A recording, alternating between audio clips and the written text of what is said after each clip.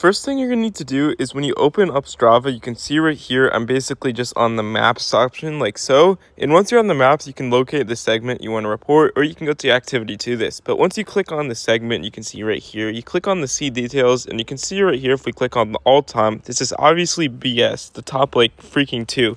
So what you're gonna want to do to actually report these people is you simply click on the activity just like so.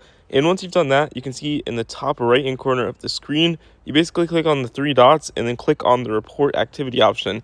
And once you click on this, you can basically click on the questionable activity data right here, which is at the very top of the screen. And you can basically see right here, there's three options: activity was a vehicle, wrong activity type, or bad GPS data. You can tell if the GPS is bad if there's extremely fast randomized spikes in the speed, going like 1 minute flat per mile, or going down all the way to 10 minutes. But this one is obviously in a vehicle because no one can run a 2 minute mile. And basically you click on the submit right here, or just anything like that. And when you do that, you can just click on OK, and it'll basically just take a 24-hour period to actually update and simply remove the activity from this thing. Like you can see right now, it's automatically been removed. And basically to do it again, you just click on the activity, click on the three dots top right hand corner, click on report activity, and then you can click on questionable data, activity in vehicle, click on submit, and you can see right here, bang, when we actually go back to this thing, it will remove their KOM, and you can see the people who are actually getting it should actually be getting the KOM. And if you found this helpful, leave a like, because we need to stop these Strava,